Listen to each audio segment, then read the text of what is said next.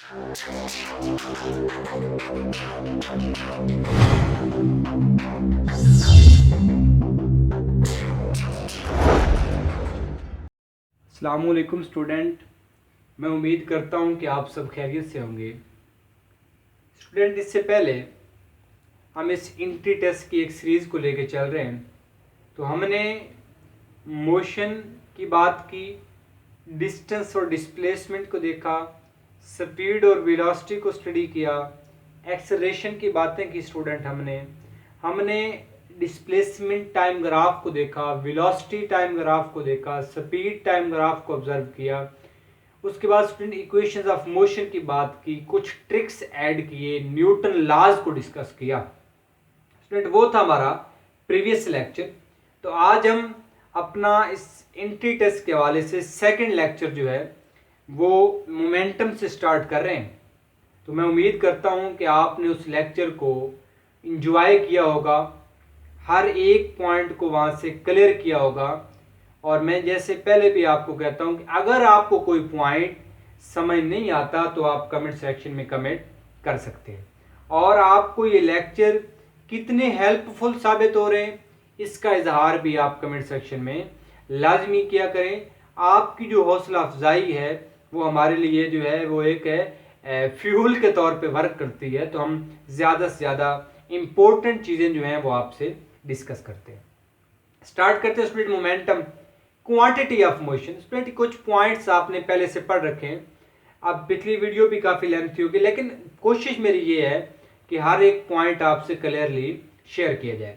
तो अब इसमें ये है कि कुछ पॉइंट जो आपने पढ़ रखे हैं वो हम थोड़े स्पीड से लेके चलेंगे, और जो यहाँ पे न्यू पॉइंट्स ऐड हुए हैं वहाँ पे हम थोड़ा सा टाइम लेंगे यहाँ पे।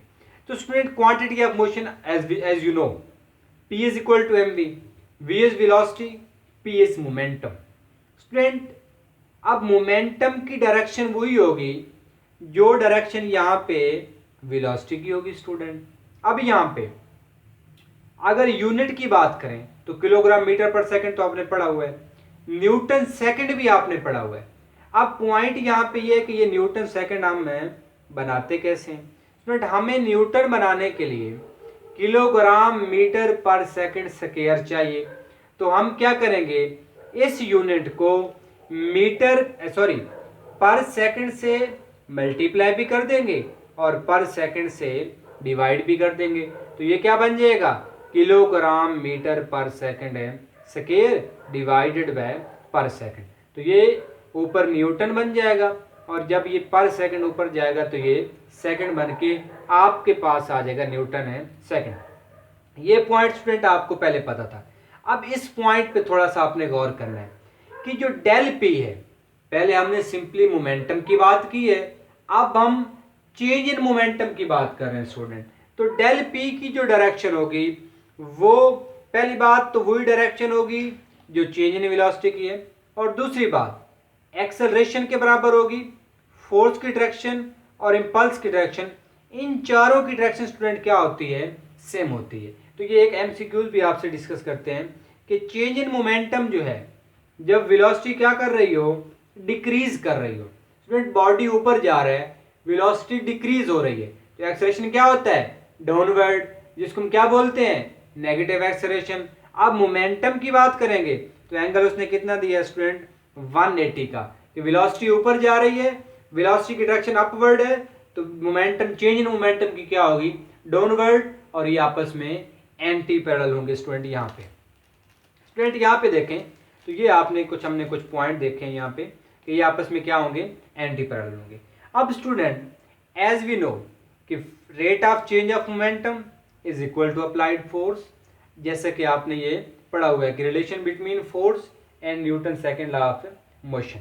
तो अब यहाँ स्टूडेंट मोमेंटम और जो आप न्यूटन सेकंड लॉ में जो रिलेशन है, डेल पी निकालें तो F cross T. Student, impulse की बात करें अगर, तो इम्पल्स को आप ऐसे डिफाइन कर सकते हैं कि ये प्रोडक्ट है कि जब किसी भी बॉडी के ऊपर वेरी लार्ज फोर्स एक्सर्ट करे for very short interval of time. अब उस शॉर्ट को हम अप्रॉक्सीमेट क्या कर देते हैं, जीरो, लेकिन जीरो नहीं होता, वो क्या होता है, अप्रॉक्सीमेटली आपके पास जीरो के बराबर होता है फॉर वेरी मैं आपको एग्जांपल देता हूँ। जब बुलेट गन से निकलती है तो वो आदमी के पास आती है, वहाँ खड़ी हो जाती है, पूछती है कि अब मैं आ गई हूँ, अब आपको लग जाऊं या ना लगूं। तो स्टूडेंट ऐसा नहीं होता। क्या होता है, आंख चिपकने से पहले, आंख जब वो आंख की मतलब जो आप चिपकते हो उससे भी पहले तो वो बुलेट जो है वो जिस्म से पार हो चुकी होती है। तो अब फोर्स देख ले, वेरी लार्ज है और टाइम वेरी शॉर्ट है, उसको हम अप्रोक्सीमेट जीरो लेते हैं। ये भी आपका एमसीक्यूज यहाँ से बन सकता है। तो अब यहाँ पे हमने देखा कि अब इम्पल्स और जो चेंज इन मोमेंटम है वो आपस में क्या है, बराबर है। तो इसका स्टूडेंट मतलब ये है कि ये जो यूनिट मोमेंटम का था न्यूटन सेकंड, यही यूनिट होता है इम्पल्स का। अगर आपसे पूछ लें कि मोमेंटम और इम्पल्स का कौन सी ऐसी दो क्वांटिटीज हैं जिनका यूनिट सेम होता है, और अगर उसमें आपको वहां पे पेयर चेंज इन मोमेंटम और इम्पल्स का मिल जाए तो वो क्या होगा, करेक्ट होगा। यहाँ पे आप del P is equal to I भी लिख सकते हैं। लेकिन एक पॉइंट स्टूडेंट यहाँ पे आप नोट कर लें, अगर आए rate of change of momentum तो आप लिखेंगे अप्लाइड फोर्स, और अगर सिंपली आए स्टूडेंट चेंज इन मोमेंटम तो फिर आप बात किसकी करेंगे, इम्पल्स की। एक एमसीक्यूज है स्टूडेंट कि machine gun fire a bullet of 40 ग्राम, एक बुलेट फायर की जिसका मैस 40 ग्राम था, बाय अप्लाइंग अ फोर्स यहाँ पे कितनी है 96 Newton, velocity 1200 metre per second, how many bullet will it fire in 1 second. अब 1 सेकेंड में कितनी बुलेट फायर होंगी। तो स्टूडेंट इसके लिए सबसे पहले तो हमें टाइम कैलकुलेट करना पड़ेगा। हमें क्या दिया हुआ है, हमें मैस दिया हुआ है स्टूडेंट, यहाँ पे हमें फोर्स दी हुई है, वेलोसिटी दी हुई है, और यहाँ पे हमें टाइम है कैलकुलेट करना है। हमारे पास F इज इक्वल टू क्या होता है, यहाँ पे del P over del T, आप चेंज लें या P ओवर टी भी लिख सकते हैं। तो ये P क्या होता है, mv डिवाइडेड बाय T, हमने तो यहाँ T निकालना है, तो ये क्या आ जाएगा mv डिवाइडेड बाय F। और आपके पास स्टूडेंट यहाँ पे m कितना है 40 है, किस में, ग्राम में, हम किस में कन्वर्ट करेंगे स्टूडेंट, किलोग्राम में, तो हम किलोग्राम में कन्वर्ट करने के लिए 1000 से डिवाइड कर देंगे। वेलोसिटी कितनी है 1200, ये आपके पास 96 है, यहाँ पे 8 लिखा गया है। तो स्टूडेंट जब आप ये आंसर निकालेंगे तो ये आएगा 0.5, कि एक बुलेट जो है आपके पास है 0.5 सेकंड में क्या होती है, वहां से जो है फायर की जाती है। उसने कहा 1 सेकंड में कितनी होगी, तो स्टूडेंट हम 1 सेकंड में, अगर 0.5 सेकंड में एक है तो 1 में क्या हो जाएंगे आपके पास है 2 हो जाएंगी। तो यहां से आप टाइम कैलकुलेट कर सकते हैं। अब स्टूडेंट आपने टाइम देखा, टाइम कितना कम था 0.5 था, तो इसलिए हमारे पास इसको हम यहाँ पे 0 मेंशन करते हैं। स्टूडेंट इसके बाद law of conservation of momentum, student conservation निकला है कंजर्व से। कंजर्व का मतलब होता है कांस्टेंट रहना। कांस्टेंट किसे कहते हैं स्टूडेंट, मुस्तकिल रहना। मुस्तकिल किसे कहते हैं स्टूडेंट, जिसकी वैल्यू चेंज ना हो रही हो। तो अब यहाँ पे ये ऐसा होता ही नहीं है किसी बॉडी का मोमेंटम कंजर्व रहे। तो इसके लिए कंडीशन क्या है कि सिस्टम क्या होना चाहिए स्टूडेंट, आइसोलेटेड होना चाहिए। अब आइसोलेटेड क्या है स्टूडेंट, आइसोलेटेड वो सिस्टम होता है जिस सिस्टम के ऊपर कोई बैरूनी फोर्स अमल ना करे, कोई बैरूनी फोर्स एक्सर्ट ना हो। स्टूडेंट ये आइसो, इसी तरह हमारे पास कुछ बॉटल्स होती हैं, उनकी आइसोलेशन की होती है ताकि वो एक्सटर्नल एटमॉस्फेयर से सेव रहें। स्टूडेंट इसी आइसोलेटेड से आइसोलेशन का वर्ड निकला है। अभी आजकल जैसे कोरोना की बातें हो रही हैं तो आइसोलेशन वार्ड बने हुए हैं स्टूडेंट, तो वो इसी यही आइसोलेटेड से आइसोलेशन निकला है, आइसोलेशन वार्ड। अब इसका मतलब ये है कि जो मरीज आइसोलेशन वार्ड के अंदर चला गया, अब वो ना तो किसी बाहर वाले से राब्ता कर सकता है और ना ही बाहर वाला उसको मिल सकता है। तो अब वो आपस में इंटरेक्शन खत्म हो गई। तो जब इंटरेक्शन स्टूडेंट नहीं होती तो इस सिस्टम क्या बोलते हैं, आइसोलेटेड सिस्टम। आपने सिंपली जो है यहाँ पे ऐसा सिस्टम जिसके ऊपर कोई फोर्स एक्सर्ट ना हो। तो मोमेंटम यहाँ पे क्या रहता है स्टूडेंट, कांस्टेंट रहता है। हमारे पास दो मैसेज हैं और ये बिफोर कोलिजन मूव कर रहे थे, इनकी वेलोसिटीज v1 और v2 थी। स्टूडेंट यहाँ पे अब आफ्टर कोलिजन क्या होगा, ये कोलाइड करेंगे और कोलाइड करने के बाद इनकी वेलोसिटीज चेंज हो जाएंगी v1 प्राइम और v2 प्राइम। अब हमने ये कहा है कि मोमेंटम क्या रहता है स्टूडेंट, कंजर्व रहता है। कंजर्व का मतलब क्या है, सम ऑफ बोथ बॉल्स, जो sum of momentum of both balls before collision होगा वो आफ्टर कोलिजन के क्या होगा स्टूडेंट, बराबर होगा। तो ये आपके पास law of conservation of momentum था। अब यहाँ पे एमसीक्यूज है, a truck of mass m moving with velocity v hit a stationary car. एक ट्रक है जिसका मैस m है और वो स्टेशनरी कार को हिट करता है। Then both move with common velocity, then what there common velocity if mass of car is m। तो स्टूडेंट हमें ये कहा गया है कि हम क्या करें, हम उनकी दोनों की कॉमन वेलोसिटी जो है वो कैलकुलेट करें। तो स्टूडेंट वेरी सिंपल आपके पास कि हमने फाइंड करनी है। तो आपके पास है फार्मूला है वेलोसिटीज आफ्टर कोलिजन फाइंड करने का, वो आप क्या है वो फार्मूला अप्लाई करके आप उनकी कॉमन वेलोसिटी जो है यहाँ से कैलकुलेट कर सकते हैं। दोनों की जो आपके पास क्या होगी कॉमन वेलोसिटी होगी वो आप वहाँ से कैलकुलेट कर लेंगे। तो ये आपने यहाँ से याद रखना है, ये एक प्रूव है। स्टूडेंट अब नेक्स्ट क्वेश्चन आपके पास कि एन एक्सप्लोसिव मटेरियल, एक्सप्लोसिव कौन सा, धमाका खेल जो होता है, initially at rest V I आपके पास 0 होगी and after explosion it is converted into two masses m1 and m2, then what will be the ratio of their velocity.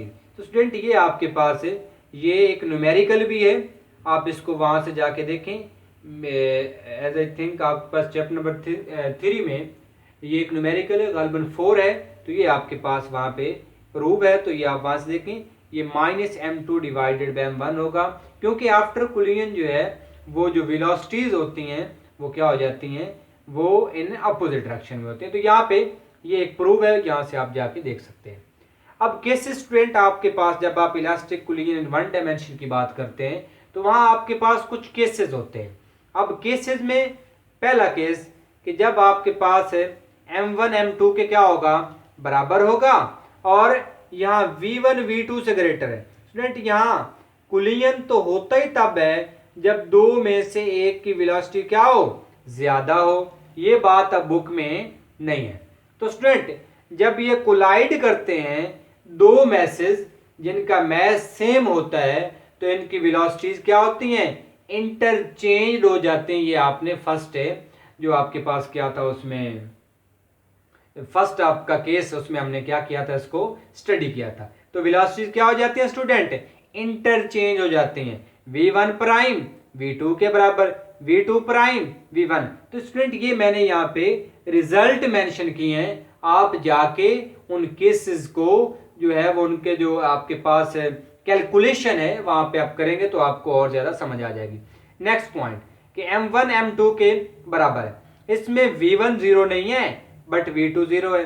तो जब मैंने आपको ट्रिक दे दिया है कि जब मैसेज इक्वल होंगे स्टूडेंट तो हमेशा वेलोसिटीज क्या होंगी, इंटरचेंज होंगी। अब v1 प्राइम 0 के बराबर और v2 प्राइम v1 के बराबर। स्टूडेंट नेक्स्ट पॉइंट, अब इसमें यह है कि when heavier body collide with lighter body at rest, m1 बहुत ज्यादा है m2 से और उसकी वेलोसिटी भी 0 नहीं है और v2 की वेलोसिटी भी 0 है m2 की और वो उसका मैस भी बहुत है कम है। तो हम क्या स्टूडेंट पुट करेंगे, m2 भी 0 पुट करेंगे और वेलोसिटी v2 भी 0 पुट करेंगे। तो हमारे पास अब देखें एक बॉडी है, आप ऐसे स्टूडेंट लें, एक ट्रक है और वो जाके रिक्शे के साथ या किसी खड़ी हुई बाइक को हिट करता है स्टूडेंट, तो उससे क्या होगा, अब ट्रक पे तो कोई असर पड़ने वाला नहीं है, उसकी वेलोसिटी आफ्टर कोलिजन क्या रहेगी, वही v1 रहेगी। लेकिन अब टक्कर किसको लगी है, बाइक को, रिक्शे को। अब स्टूडेंट वो उड़ के कहीं और आगे जा गिरेगा तो आप उसकी वेलोसिटी उस ट्रक की वेलोसिटी से भी क्या होगी, डबल होगी।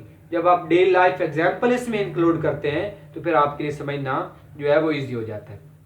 Next student, when lighter body collide with heavier body at rest. Student very simple, आप एक बॉल लें, उस बॉल को हिट करें दीवार के ऊपर।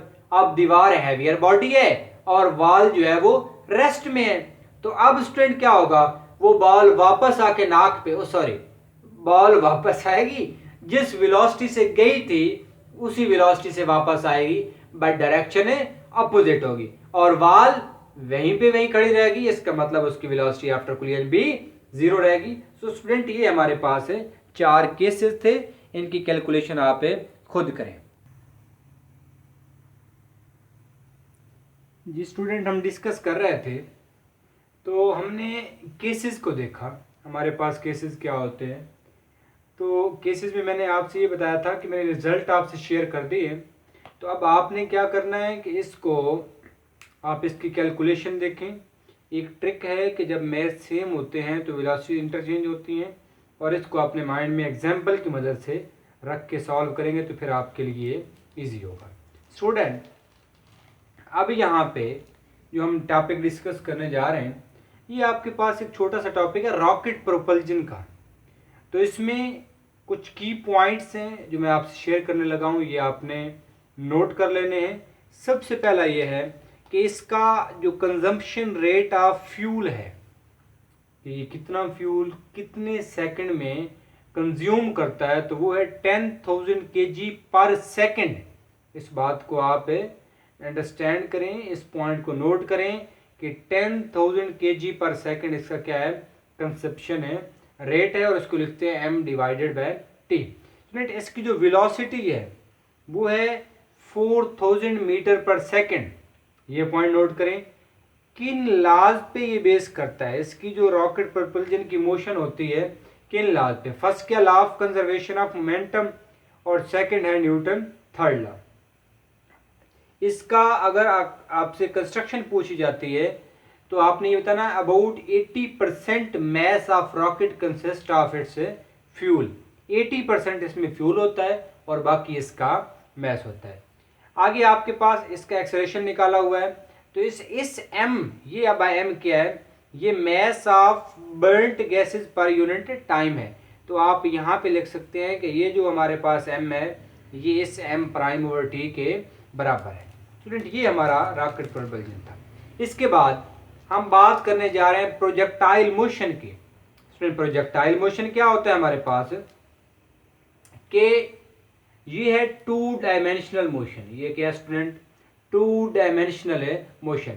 तो देखिए, लेट्स सपोज मैं आपसे ये कहता हूं कि एक बॉडी मूव कर रहा है टुवर्ड राइट डायरेक्शन, तो आप क्या कहेंगे, सर ये तो 1 डायमेंशनल है, इसकी मोशन क्या है, ये 1 डायमेंशनल है। मैं अगर आपसे कहता हूँ एक बॉडी है जो अपवर्ड डायरेक्शन में मूव कर रहा है, तो आप क्या कहेंगे, सर ये इसकी मोशन भी क्या है, 1 डायमेंशनल है। अब अगर कोई ऐसा जिस्म हो जो एक ही वक्त में इन दोनों एक्सिस के अलॉन्ग मूव कर रहा हो, तो उसकी मोशन को हम बोलेंगे 2 डायमेंशनल है मोशन, कि उसकी motion at a time 2 axis में क्या कर रही होगी, लाई कर रही होगी। स्टूडेंट, इस तरह इसको हम ये भी लिख सकते हैं कि इसकी मोशन जो है वो रेस्ट्रिक्टेड होती है किस में, प्लेन में। अब प्लेन क्या होता है, ये भी आपके पास है 2 डायमेंशनल ही होता है। एक आपके पास लाइन होती है, एक प्लेन होता है, और एक अगर कभी आपने सुना हो स्पेस होती है। अब स्पेस में क्या होता है स्टूडेंट, इसमें 3 एक्सिस होते हैं, एक्स, वाई एंड जी, और इसमें क्या होते हैं, 2 एक्सिस होते हैं, एक्स और वाई, जो आप यहाँ पे देख रहे हैं। तो इसकी मोशन अब यहाँ पे अब सबसे पहले कंडीशन दे रहा है अर्थ। अब प्लेनर क्या है कि इसकी मोशन क्या होगी, इनने प्लेन होगी। अब यहाँ पे कहता है कंडीशन ये है कि जब प्रोजेक्टाइल मोशन को डिस्कस कर रहे हैं तो वहाँ पे एयर रेजिस्टेंस क्या कर दें, निगलेक्ट कर दें स्टूडेंट। अब अगर वहाँ पे एयर रेजिस्टेंस निगलेक्ट करेंगे तो अब कुछ की पॉइंट्स मैं आपसे शेयर करने लगा हूँ जो आपको इस पूरे टॉपिक को समझने में जो है वो हेल्पफुल साबित होंगे। सबसे पहला पॉइंट ये है कि आपने माइंड में ये बिठाना है कि जो वेलोसिटी हम प्रोजेक्टाइल को देते हैं वो हम Vx देते हैं, अलॉन्ग है एक्स एक्सिस, और ये वेलोसिटी क्या होती है, ये स्टूडेंट कांस्टेंट वेलोसिटी होती है। और आपको पता है जब वेलोसिटी कांस्टेंट होती है तो एक्सेलरेशन क्या होता है, जीरो, पहला पॉइंट। जब ए एक्स जीरो है तो फिर एफ एक्स भी क्या होगी, zero, mean F x remains constant, कि कोई फोर्स एक्सर्ट नहीं हो रही। स्टूडेंट यहाँ पे वी वाई को देखें तो स्टूडेंट वी वाई हम नहीं देते, वी वाई उस प्रोजेक्टाइल को हम प्रोवाइड नहीं करते। ये वी वाई कांस्टेंट नहीं होती, पहली बात तो ये जीरो होती है। नेक्स्ट जब ये फर्दर मूव करता है तो उस वक्त वी वाई होती है तो वो सिंपली क्या होती है, एक्सेलरेशन अलोंग वाई एक्सिस। और वो जब फ्रीली फॉल करता है मोशन अपनी तो एक्सेलरेशन किसके बराबर होता है, एक्सेलरेशन ड्यू टू ग्रेविटी के बराबर स्टूडेंट। तो फिर आपकी ये जो फोर्स होती है ये वेट ऑफ द बॉडी के बराबर हो जाती है। तो ये दो रेफरेंस हमने डिस्कस किए हैं, आप इसको इन पॉइंट्स को नोट कर लें कि फर्स्ट एक्स एक्सिस है, सेकंड वाई एक्सिस है। हम जो वेलोसिटी देते हैं वो एक्स एक्सिस होती है, जब velocity constant, acceleration constant student. और यहाँ पे वर्टिकल जो वेलोसिटी है वो हम नहीं देते, कांस्टेंट भी नहीं होती, उसका कुछ ना कुछ कंपोनेंट होता है। और वो किसकी वजह से होता है, वो ये वर्टिकल एक्सेलरेशन जो है जिसको हम acceleration due to gravity G कहते हैं उसकी वजह से होता है। अब यहाँ फोर्स जीरो हो जाती है और यहाँ force weight of the body के बराबर होती है। ये वो फोर्स है जिस फोर्स से अर्थ किसी भी जिस्म को अपने सेंटर की तरफ खींच रही है, तो ये उस जिस्म के वेट के बराबर होती है। नेक्स्ट स्टूडेंट टाइप्स अगर कोई पूछता है, दो टाइप्स होती हैं इसकी, हॉरिजॉन्टल और ओब्लिक, अगर आपसे टाइप पूछी जाए तो। स्टूडेंट इसके बाद अब यहाँ पे कुछ ट्रिक्स हैं जिन ट्रिक्स को यूज करते हुए स्टूडेंट आप चुटकियों में इस प्रोजेक्टाइल मोशन से रिलेटेड जो एमसीक्यूज हैं वो सॉल्व कर सकते हैं। सबसे पहली बात कि यहाँ पे आपके पास है थीटा क्या होता है, जीरो, क्योंकि हम हॉरिजॉन्टल इसको मूव करवा रहे होते हैं इनिशियली। अब स्टूडेंट होता क्या है कि जब यहाँ से इस बॉडी को प्रोजेक्ट करवाएंगे तो क्या होगा स्टूडेंट कि आपके पास जो इनिशियल वेलोसिटी होगी वो वी एक्स होगी और जो वी आई वाई होगी वो क्या होगी, जीरो होगी, क्योंकि हमने वो नहीं दी। अब जब बॉडी फर्दर मूव करेगा तो V X is equal to V I और ये किसके बराबर हो जाएगा, वी एफ एक्स के बराबर। और यहाँ कुछ फैक्टर यहाँ पे अलोंग वाई एक्सिस वेलोसिटी का जनरेट होगा और ये किस वजह से होगा स्टूडेंट, ये होगा एक्सेलरेशन ड्यू टू ग्रेविटी की वजह से। अब यहाँ पे हमारे पास वी आई एक्स और वी एफ एक्स ये सारे आपस में क्या है, सेम है, क्योंकि हमने जो वेलोसिटी अलोंग एक्स एक्सिस दी है वो हमेशा क्या रहेगी स्टूडेंट, कांस्टेंट रहेगी। अगर यहाँ पे वेलोसिटी कांस्टेंट है तो फिर वी आई वी एक्स के बराबर और ये किसके बराबर है, वी एफ एक्स के बराबर।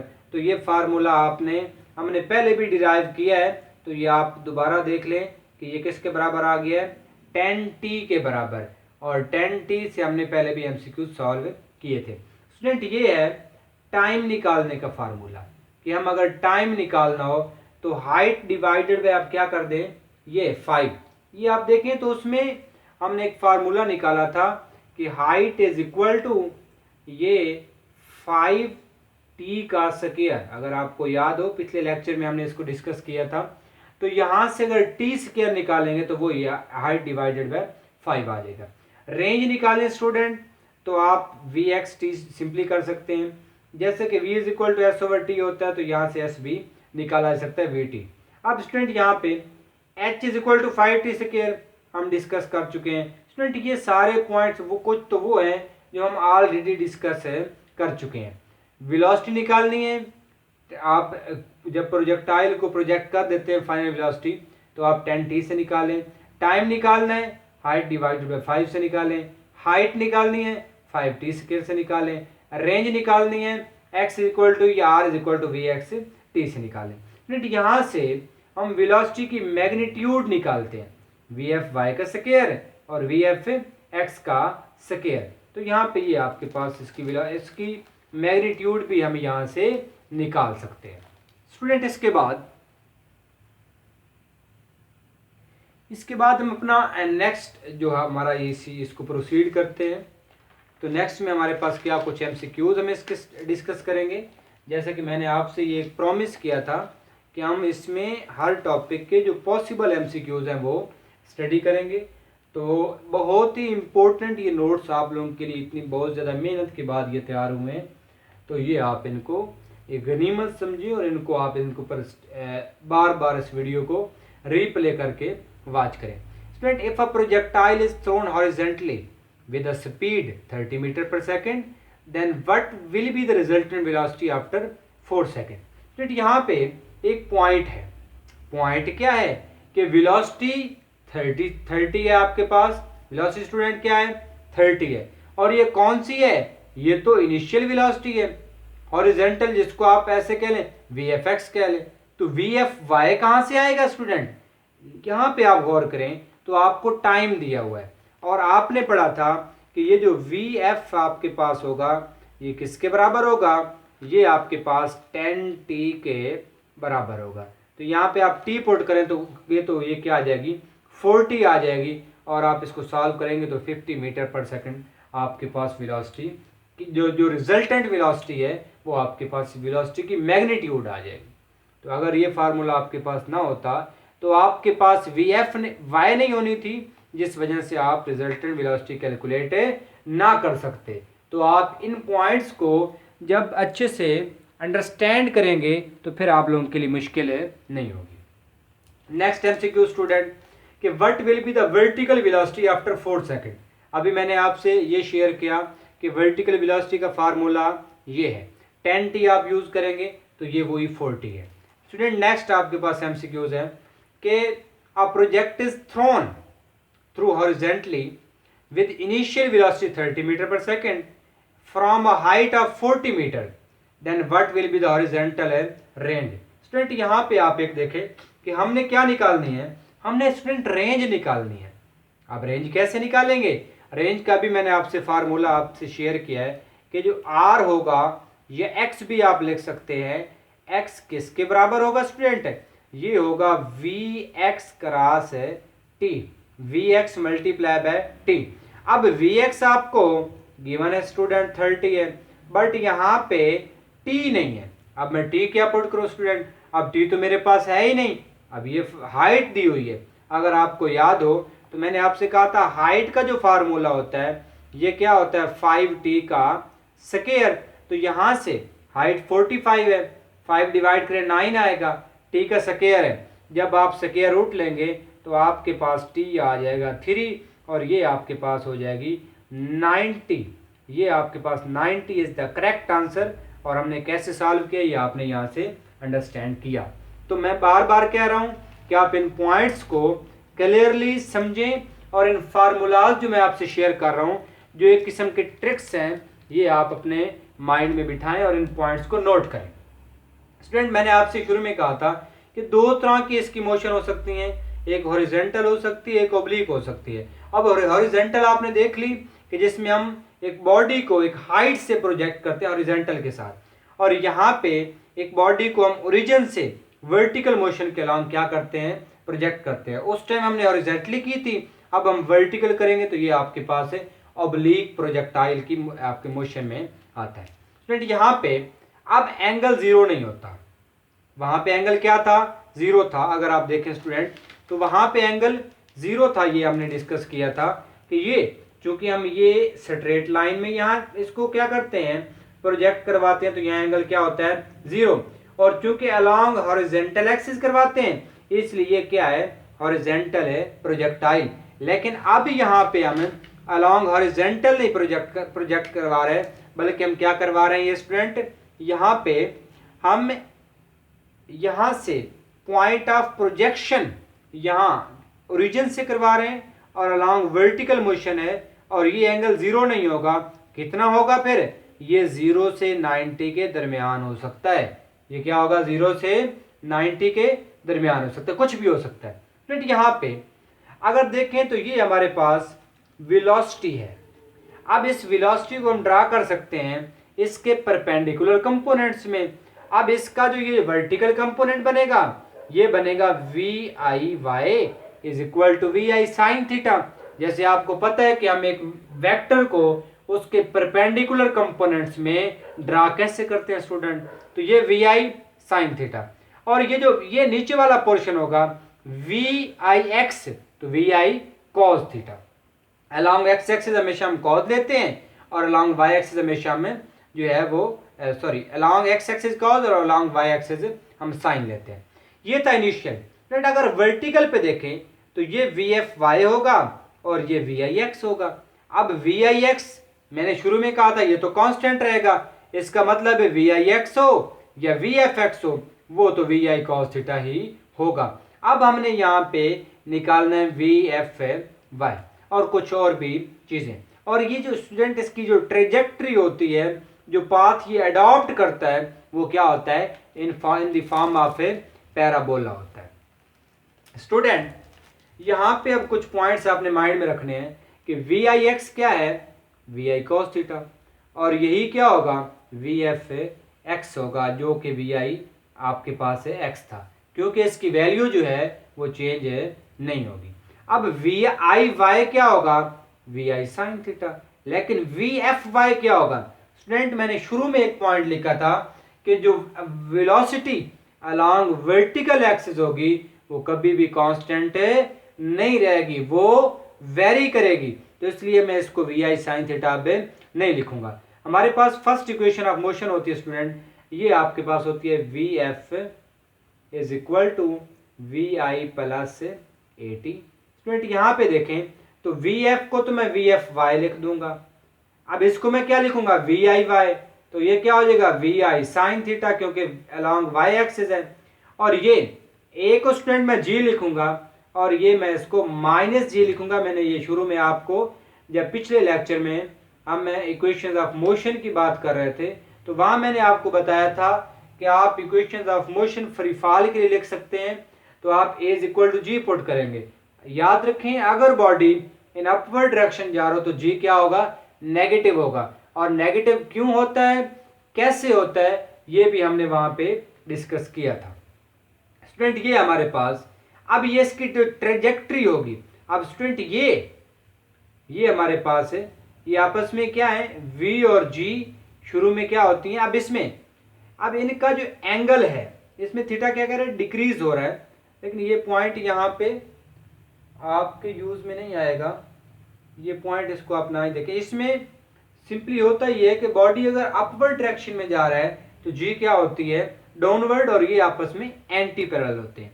सो थ्रू आउट ट्रेजेक्ट्री आपके पास जी क्या रहेगा, नेगेटिव, क्योंकि बॉडी क्या जा रहा है in upward direction.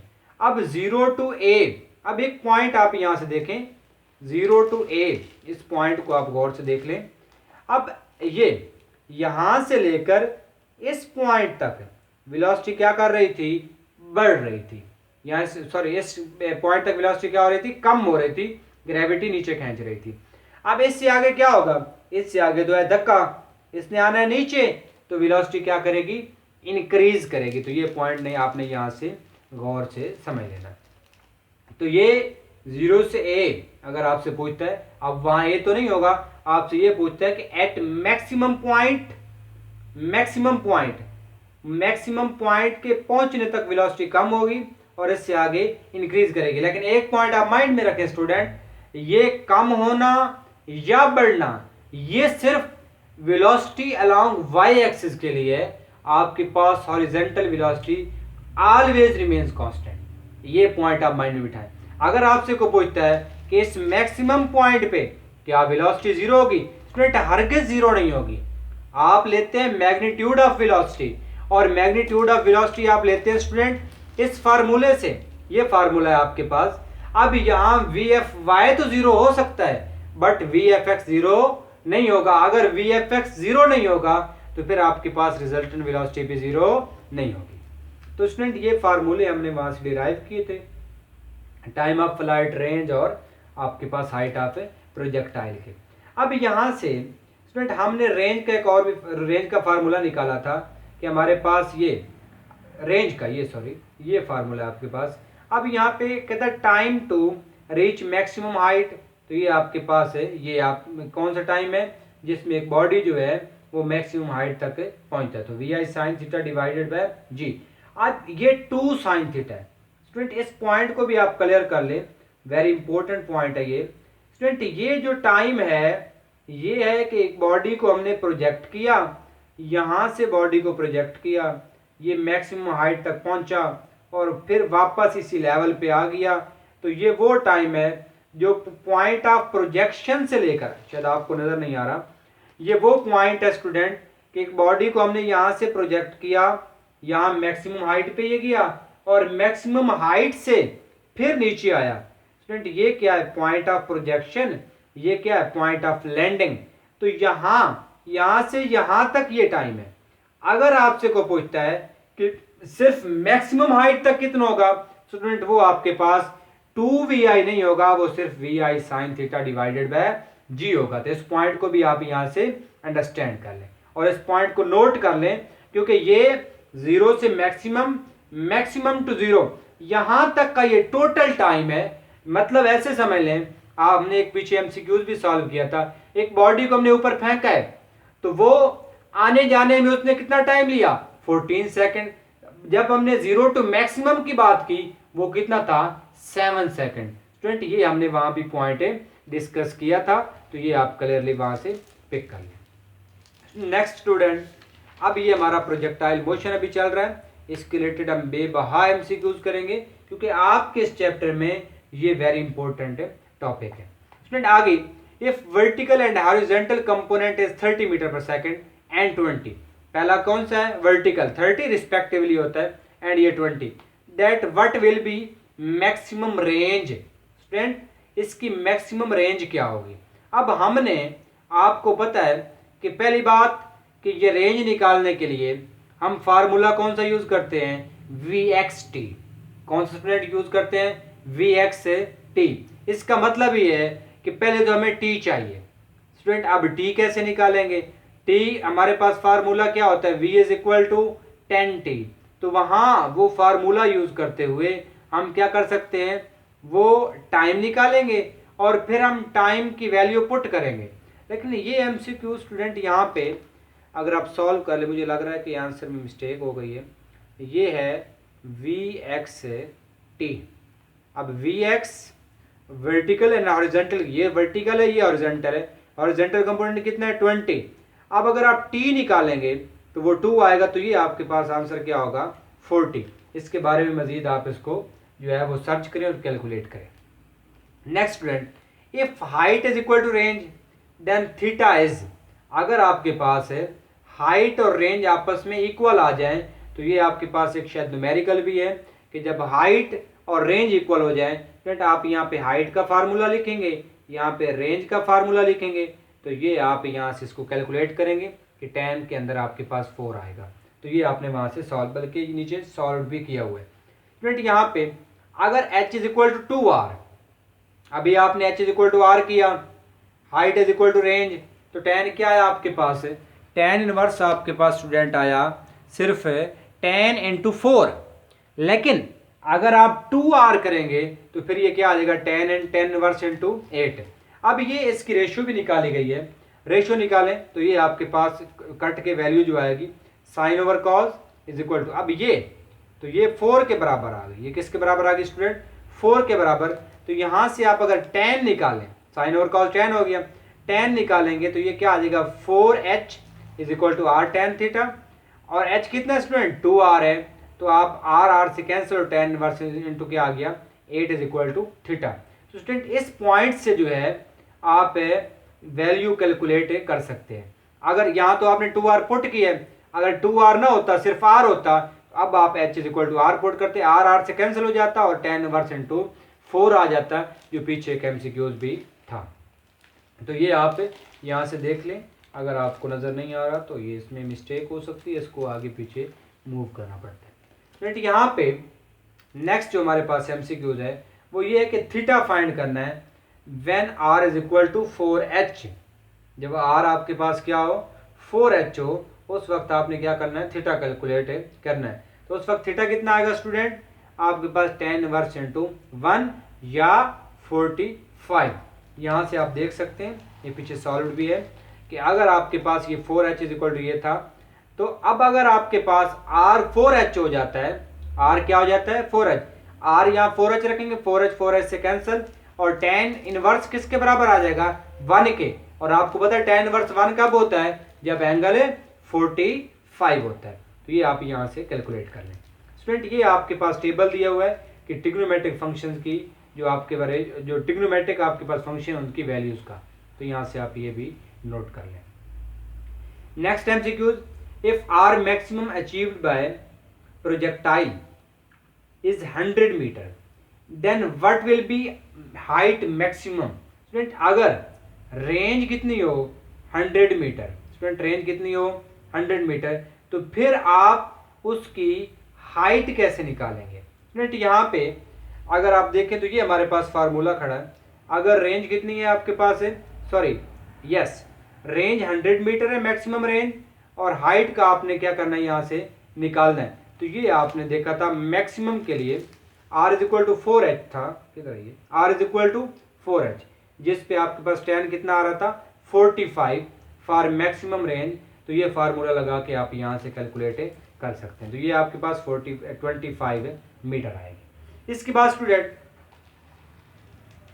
If projectile is throne such that its velocity at maximum height is 1/2 of its initial velocity, then what will be the angle of a projection। अब इसकी मैक्सिमम वेलोसिटी स्टूडेंट क्या होती है, वैसे इसका formula क्या है vi cos theta. अब ये कहता है ये हाफ हो गई है, ये क्या हो गई है स्टूडेंट हाफ हो गई है, तो आपके पास एंगल की वैल्यू भी क्या हो जाएगी, तो इसमें एंगल ऑफ प्रोजेक्शन क्या होगा स्टूडेंट, एंगल ऑफ प्रोजेक्शन भी आपके पास कितना हो जाएगा, ये 60 हो जाएगा। और वैसे हमारे पास जो एंगल ऑफ प्रोजेक्शन होता है वो राउंड अबाउट 30 के करीब हम लेते हैं मैक्सिमम रेंज के लिए, बल्कि उसमें 30 नहीं सॉरी 45 लेते हैं। तो इसमें ये 60 आपके पास आएगा। ये आप यहाँ से नोट कर लें कि जब वेलोसिटी हाफ होगी तो आपके पास एंगल की वैल्यू क्या हो जाएगी, और एंगल cos 1/2 जो होता है आपके पास वो 60 पे होता है। तो यहाँ से आप कैलकुलेट कर लें। तो जब वेलोसिटी 1/2 होगी तो ये 1/2 कब होगा, जब एंगल 60 होगा। ये आप यहाँ से नोट कर लें। मैं उम्मीद करता हूँ कि स्टूडेंट आप इन लेक्चर्स को जो हम यहाँ पे बहुत ज़्यादा मेहनत के बाद इनको यहाँ सेट कर रहे हैं, तो आप इनको एंजॉय कर रहे होंगे। तो अगर आपको ये लेक्चर अच्छे लग रहे हैं तो ये आप हमारे साथ कमेंट सेक्शन में शेयर करें, और आपकी जो हौसला अफजाई है वो हमारे लिए बहुत ही जो है, एक मैंने आपको पहले लेक्चर में बताया था कि ये हमारे लिए फ्यूल के तौर पे वर्क करती है। तो अगर आपको ये अच्छे लग रहे हैं अपने दोस्तों के साथ शेयर करें, चैनल को सब्सक्राइब करें, ताकि ऐसी इंफॉर्मेटिव वीडियोस आप तक पहुंचती रहे। स्टूडेंट ये चैप्टर हमारा एंड होने के तकरीबन, तो पहले एक लेक्चर हमने इस पर बनाया था, अब दूसरा लेक्चर हम यहाँ कंटिन्यू किए हुए हैं। स्टूडेंट ये हमारे पास आपको एंगल्स दिए हुए हैं कि किस एंगल पे वेलोसिटी की वैल्यू कितने % होगी। तो ये आप यहाँ से खुद देख लें, अगर कोई बात समझ ना आए तो आप पूछ सकते हैं। नेक्स्ट के what must be angle of projection such that की velocity at height maximum is 0.80% time of its vi, then theta is। Student यहाँ पे देखें ये एंगल थीटा 30 है और ये 86% है। तो ये आप यहाँ से जाके देख लें। अब देखनी कैसे है, सिंपली ये डिपेंड करेगी कॉज पे, और कॉज जो है 30 पे √3 आपके पास √3/2 होता है, और नेक्स्ट आपके पास जो है उसमें 45 पे 1/2 होता है, और 60 पे ये 1/2 होता है। तो जो आपके पास √3/2 है 0.866 से 86%, ये 0.707 होता है 71%, ये 0.5 होता है तो 50%, 90 पे कॉज है 0 हो जाता है। तो ये एंगल आप यहाँ से देख लें। Two projectile initial V is same, ranges same होंगी, और इनका जो थीटा होगा स्टूडेंट, अगर हमारे पास प्रोजेक्टाइल 2 है, इनकी रेंज सेम है, तो फिर इन थीटा इन दोनों को क्या हो जाएगा, सम हो जाएगा, तो वो 90 होगा। इसमें आपने ये देखना है कि आपके पास दो प्रोजेक्टाइल की रेंज स्टूडेंट तब सेम होगी जब उनकी जो एंगल हैं उनका सम कितना हो जाए 90। तो आपके पास ये एमसीक्यूज भी है कि हमारे पास रेंजेस कब इक्वल होंगी, तो आपने सिंपली बता देना है कि जब दो एंगल्स का सम 90 के बराबर होगा, उन दोनों के एडिशन एंगल्स को ऐड करके, तो उस वक्त उनकी रेंज क्या होगी, मैक्सिमम। तो ये कुछ यहाँ पे पेयर्स आपके साथ शेयर किए गए। स्टूडेंट इसके बाद कुछ ये आपके पास फर्स्ट ईयर चैप्टर आपके पास है इसमें सेकंड, और ये इसको इधर इसमें इस पोर्शन में जो है ऐड किया हुआ है थर्ड चैप्टर के साथ ही एम कैट के सिलेबस में, ई कैट के सिलेबस में। तो ये हमारे पास फोर्स है स्टूडेंट। अब फोर्स को आप सिंपली देखें तो फोर्स जो है इसमें दो चीज़ें यहाँ मेंशन की गई हैं। फोर्स हमारे पास लीनियर मोशन में होती है, ट्रांसलेशनल मोशन। आपने स्टूडेंट ट्रांसलेटरी मोशन पढ़ी होगी। तो ट्रांसलेटरी मोशन क्या होती है? किसी भी ऑब्जेक्ट की ऐसी मोशन जो विदाउट रोटेशन हो, रोटेट ना करे। सर्कुलर भी हो सकती है किसी पाथ पे, वो रैंडम भी हो सकती है, वो आपके पास लीनियर भी हो सकती है, बट वो रोटेटरी नहीं होगी। तो ये लीनियर मोशन में एक्सेलरेशन ट्रांसलेशनल होता है। और यही फोर्स जब रोटेशनल मोशन में आती है तो ये किसका काम करती है? टार्क का। इसका मतलब है torque is analogous of, analogous के किसका? Analog of force. Torque play same role in angular motion as force play in linear motion. तो एक दूसरे का स्टूडेंट क्या है? एनालॉग है। तो यहां से हम आज टार्क को डिस्कस करने जा रहे हैं। स्टूडेंट टार्क के आपके पास मैं ये भी बता दूंगा, रोटेशनल एनालॉग ऑफ फोर्स, कि ये फोर्स का क्या है? एनालॉग है। स्टूडेंट ये क्रॉस प्रोडक्ट किसका होता है? पोजीशन वेक्टर का और अप्लाइड फोर्स का। चूंकि ये क्रॉस प्रोडक्ट है तो टार्क क्या होगा स्टूडेंट? एक वेक्टर क्वांटिटी है। अब यहां पे इसको क्रॉस प्रोडक्ट को खत्म करेंगे तो आर एफ साइन थीटा। अब थीटा किसके दरमियान होगा? पोजीशन वेक्टर और फोर्स के दरमियान। और एन क्या देगा आपको? इस टार्क की डायरेक्शन देगा कि इस टार्क की आपके पास डायरेक्शन है क्या होगी। अब इसकी डायरेक्शन कैसे निकाल दी स्टूडेंट? हम इसकी डायरेक्शन राइट हैंड रूल से निकाल सकते हैं। जैसा कि हम चैप्टर 2 निकालते हैं कि हम अपने राइट हैंड की फिंगर्स को कर्ल करते हैं from first vector to second vector, then our erect thumb indicate the direction of cross product. इसकी भी हम राइट हैंड रूल से निकाल सकते हैं। अगर पूछता है किस रूल से निकालते हैं तो हम इसकी डायरेक्शन राइट हैंड रूल से निकालते हैं। ये एक वेक्टर क्वांटिटी है स्टूडेंट। इसका यूनिट न्यूटन मीटर या किलोग्राम मीटर स्क्वायर पर सेकंड स्क्वायर होता है और ये इसकी डायमेंशन है। यहाँ जो एक पॉइंट आपको बताता चलूं, इसका यूनिट सेम होता है वर्क के साथ। स्टूडेंट वर्क का यूनिट भी यही न्यूटन मीटर होता है। इसका यूनिट सेम होता है एनर्जी के साथ। स्टूडेंट इसका यूनिट वर्क और एनर्जी और टार्क, इन दोनों तीनों के यूनिट्स क्या होते हैं? सेम होते हैं। तो ये अगर आपसे कोई पेयर में पूछता है कि कोई ये पेयर है, इनके यूनिट्स क्या रहते हैं? हमेशा सेम रहते हैं। तो ये पॉइंट भी आप नोट कर लें। स्टूडेंट इसके बाद दो तीन टर्म्स आपके साथ शेयर करते हैं कि बॉडी रोटेट कर रहे हैं।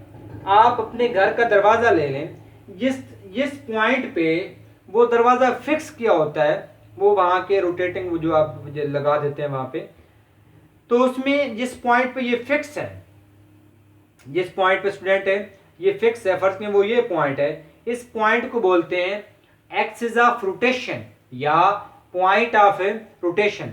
और स्टूडेंट यहाँ से आप दरवाजे को पकड़ के खोल रहे होते हैं और बंद कर रहे होते हैं, इस पॉइंट को बोलते हैं line of action of force. ये वो लाइन है जिसके ऊपर फोर्स एक्सर्ट होती है, या आप ऐसे बोल सकते हैं इस पॉइंट को फिर क्या बोलेंगे? Point of applied force. इसको क्या बोलेंगे? Axis of rotation. और इस पॉइंट को क्या बोलेंगे? Point of rotation. इस तरह इस लाइन को क्या बोलेंगे? Line of action of force. और इस पॉइंट को क्या बोलेंगे? Point of applied force. Student in दो के दरमियान ये जो परपेंडिकुलर डिस्टेंस है स्टूडेंट, ये ऐसे लाइन है, ये आपके पास ये फर्स्ट में एक्सिस ऑफ रोटेशन की लाइन है, ये आपके पास क्या है स्टूडेंट? ये आपके पास है line of action of force. अब इन दोनों का जो दरमियानी फासला है ये, इसको हम क्या बोलेंगे? इसको बोलेंगे मोमेंट आर्म, जो हमारे पास पोजीशन वेक्टर के तौर पे होता है। तो ये दोनों के क्या होता है? परपेंडिकुलर होता है। ये स्टूडेंट अब टार्क आपका एक्सिस ऑफ रोटेशन, अब ये एंगल जब क्या होगा? जीरो होगा।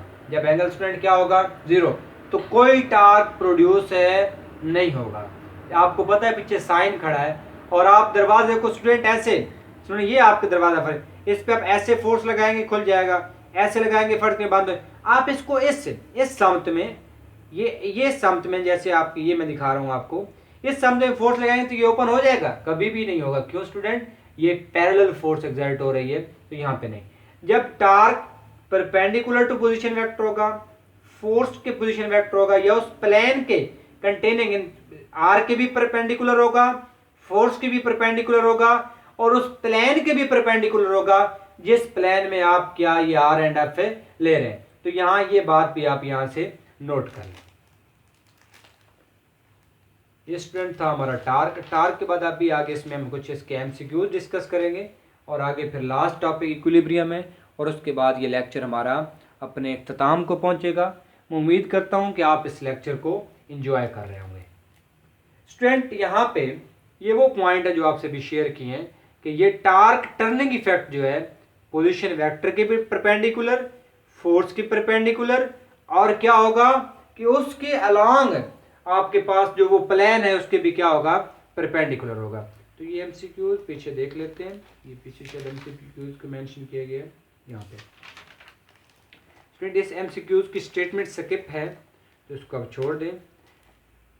अब ये आपके पास, लेकिन एक बात ये देख लें कि जब यहाँ फोर्स एक्सर्ट हो रही होगी तो ये 90 नहीं है, कोई भी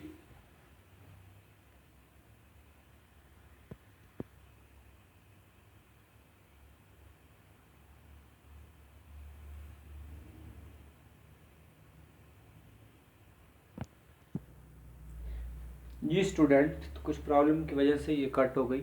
अब इसमें क्या है कि मैं आपको बता रहा था जब 90 ना हो तो उस वक्त स्टूडेंट क्या होगा कि ये 90 माइनस थीटा होगा। अगर आप इसको ओपन करेंगे ना, आप अगर मैथ के स्टूडेंट हैं, अल्फा इसमें आपके पास फार्मूला होता है sine into alpha minus beta. इसको ओपन कैसे करते हैं, साइन 90 कॉस थीटा और cos minus cos theta sine 90, sorry sine theta cos 90। तो अब ये इसको ओपन करेंगे तो ये कॉस थीटा के बराबर आएगा और ये आर एफ है कॉस थीटा हो जाएगा। ये एंगल मैंने आपको बता दिया 90 पे मैक्सिमम होगा, 0 पे आपके पास क्या हो जाएगा, टार्क 0 हो जाएगा। उसी तरह जैसे हमने वहां पहले वो निकाला था कंपोनेंट ऑफ वेलोसिटी कि 30 पे ये 50%, 45 पे 71% और 60 पे 86%। वहां कॉस था, यहाँ साइन है, तो ये कुछ उलट हो जाएंगे। अब ये आपके पास एक टेबल दिया हुआ है कि जब आर मैक्सिमम होगा, एफ मैक्सिमम होगा, थीटा आपके पास, यहाँ पे आपके पास थीटा क्या होगा, थीटा भी मैक्सिमम होगा, तो फिर अल्फा जो है, अल्फा ये जो रोटेशन का एंगल है ओवरऑल ये क्या हो जाएगा, मिनिमम। तो ये पॉइंट आपने मैक्सिमम मैक्सिमम मैक्सिमम और मिनिमम का ये भी यहाँ से याद रखना है। इसके बाद student torque due to couple of forces की वजह से जो टार्क प्रोड्यूस होगा यहाँ पे, तो इसमें 2 फोर्सेस होती हैं। अब कपल में स्टूडेंट 2 फोर्सेस होती हैं और वो अपोजिट डायरेक्शन में होती हैं, उनकी मैग्नीट्यूड सेम होती है, डिफरेंट पॉइंट्स होते हैं और सेम बॉडी पे एक्सर्ट होती हैं। ये कपल के बारे में कुछ पॉइंट है। पहला पॉइंट देखें, एक ये फोर्स है स्टूडेंट, एक स्टूडेंट ये फोर्स है, 2 फोर्सेस हो गई, पहला पॉइंट हो गया। दूसरा पॉइंट अपोजिट डायरेक्शन, ये अपवर्ड है ये डाउनवर्ड है, दूसरा पॉइंट। तीसरा पॉइंट स्टूडेंट यहाँ इनकी जो मैग्नीट्यूड होती है वो हमेशा सेम होती है। चौथा पॉइंट डिफरेंट पॉइंट्स, ये यहाँ पे लग रही है, ये यहाँ पे लग रही है, सेम बॉडी। अब ये जिस रॉड पे लग रही है वो सेम है, एक ही है, तो ये बॉडी क्या होगा, सेम। तो ये कपल के लिए पॉइंट्स आप यहाँ पे नोट करें। अब टार्क ड्यू टू कपल क्या होगा, F N to couple arm, ये इसको आप बोलते हैं movement arm, shortest distance lines of action of force, perpendicular distance. मैंने आपको बताया था एक्सिस ऑफ रोटेशन ये है, line of action of force ये है, तो यहां इनका दरमियानी फासला जो होगा शॉर्ट डिस्टेंस, इसको क्या बोलेंगे, मूवमेंट आर्म बोलेंगे या कपल आर्म बोलेंगे, और वो यहाँ पे एल ए लिया हुआ है। इसकी स्टूडेंट पोजीशन चेंज भी हो सकती है, जैसे ये पोजीशन मैंने आपको यहाँ पे मेंशन करके दिखाई हुई है कि अब इस पोजीशन पे आप देखें स्टूडेंट, अगर तो आप फोर्स इनटू कपल पुट करना है। अब कपल यहां, पहले तो मैं ये ले लेता था, एल ले लेता था, लेकिन अब कपल एल नहीं होगा स्टूडेंट। अब अगर ये हमारे पास है जो इसका पोजीशन वेक्टर है, जो इसका सॉरी कपल है, उसके 2 कंपोनेंट बनाएंगे, एक एल कॉस थीटा होगा और एक एल साइन थीटा होगा। अब एल साइन थीटा देखे स्टूडेंट, तो वो तो इस फोर्स के क्या होगा, फोर्स की डायरेक्शन में आ जाएगा। हमें पता है कि मोमेंट आर्म फोर्स की डायरेक्शन में नहीं होना चाहिए बल्कि उसके परपेंडिकुलर होना चाहिए, तो हम साथ क्या ले लेंगे, एल कॉस थीटा, और ये क्या आ जाएगा, F into L cos theta. ये स्टूडेंट पॉइंट यहाँ पे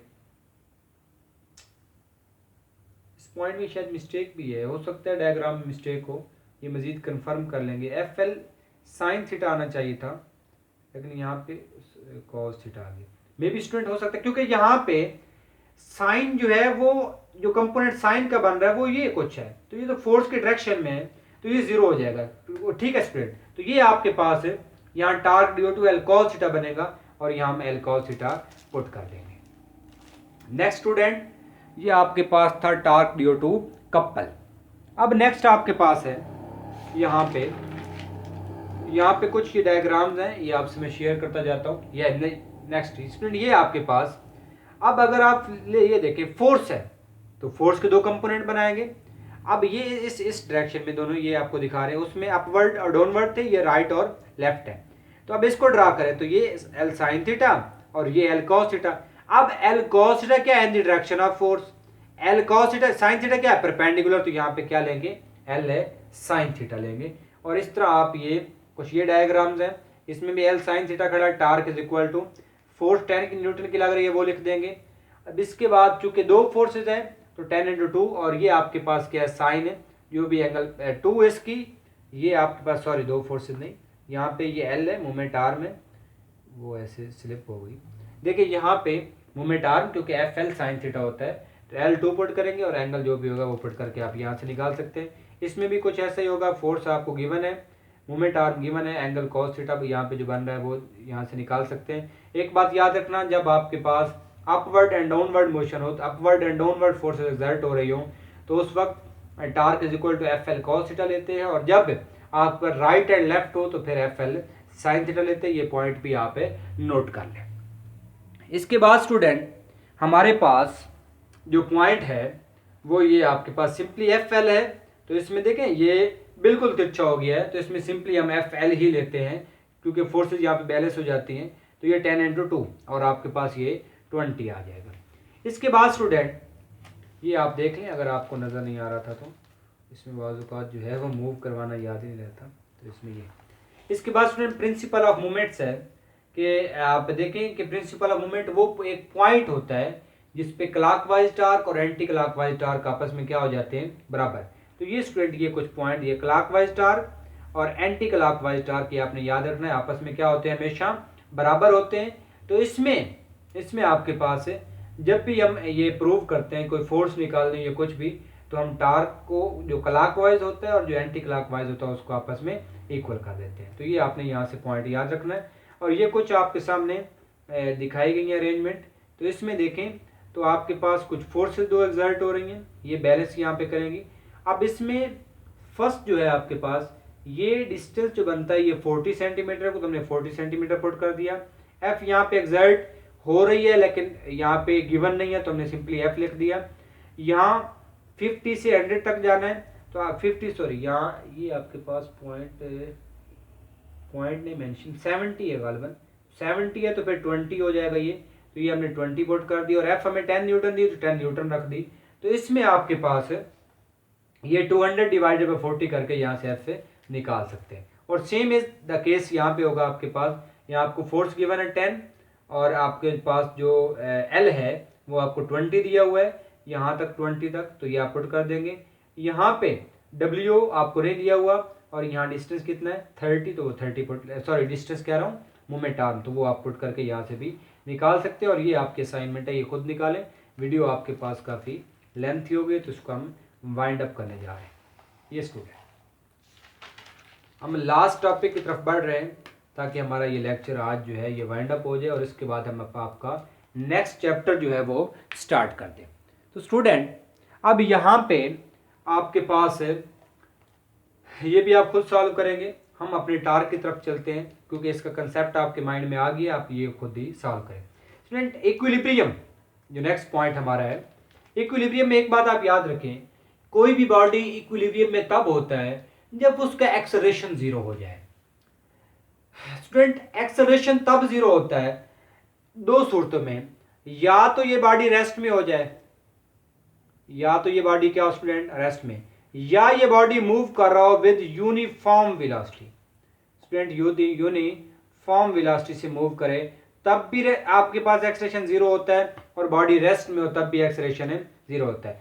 अब स्टूडेंट बॉडी कंप्लीट इक्विलिब्रियम में कब होता है? जब इसका लीनियर एक्सेलरेशन मीन तमाम फोर्सेस भी जीरो हों, F is equal to M में होता है स्टूडेंट, और इसका angular acceleration mean sum of all torques भी जीरो हो, तब बॉडी किस में होता है? कंप्लीट इक्विलिब्रियम में होता है। आपके पास कुछ इनकम्प्लीट इक्विलिब्रियम शो किया गया है। Translational equilibrium, net force zero है, नेट एक्सेलरेशन जीरो है, ये फर्स्ट कंडीशन है।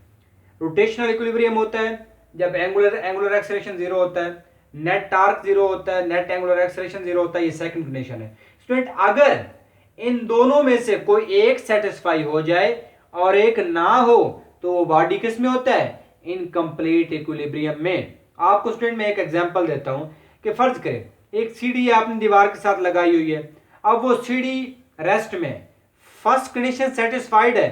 अगर वो दीवार कहीं से नीचे से कहीं आगे पीछे हो जाए, अभी भी वो सीढ़ी रोटेट करने की जरूरत में है, इसका मतलब सेकंड कंडीशन सेटिस्फाई नहीं है। इसका मतलब ये है कि फिर वो कंप्लीट इक्विलिब्रियम में भी नहीं है। यहां पे स्टूडेंट लीनियर एक्सेलरेशन जीरो कब होगा? जब वेलोसिटी आपके पास कांस्टेंट होगी। और डायनामिक इसको बोलते हैं डायनामिक इक्विलिब्रियम, कि जब व्हेन बॉडी आपके पास है क्या होगा? यूनिफॉर्म वेलोसिटी से मूव कर रहा होगा, तो उस वक्त उसका एक्सेलरेशन जीरो होगा और उसकी जो वो कंडीशन होगी वो डायनामिक इक्विलिब्रियम की होगी। और जब बॉडी रेस्ट में होगा तो उसकी कंडीशन स्टैटिक इक्विलिब्रियम की होगी, और इधर भी ओमेगा कांस्टेंट और ओमेगा जीरो। स्टेट्स स्टूडेंट इसकी क्या होती हैं? स्टेबल हो सकती है, अनस्टेबल और न्यूट्रल। स्टेबल क्या है कि अगर आप किसी बॉडी को, ये बॉडी था, ये पहली शेप है, इसको प्लेस करके छोड़ देते हैं तो अगर ये अपनी पोजीशन को रिगेन कर लेता है तो स्टेबल है, नहीं रिगेन करता तो अनस्टेबल है। अगर आप एक पोजीशन से दूसरी पोजीशन पे इसको डिस्टर्ब करते हैं बट इसका सेंटर ऑफ ग्रेविटी वही रहता है, तो फिर ये क्या होगी? आपके पास है न्यूट्रल है, इक्विलिब्रियम में होगी। तो इसमें ये कुछ पॉइंट्स हैं, ये भी आप नोट कर लें। और इसके बाद हम लास्ट पेज हमारा बल्कि एंड हो गया, तो पॉइंट्स मैं ही आपको बता देता हूँ। अब इसमें ये आपके तकरीबन नोट्स हमारे पास कंप्लीट हो चुके हैं, तो ये इंशाल्लाह लेक्चर बाय लेक्चर आप तक पहुँचते रहेंगे।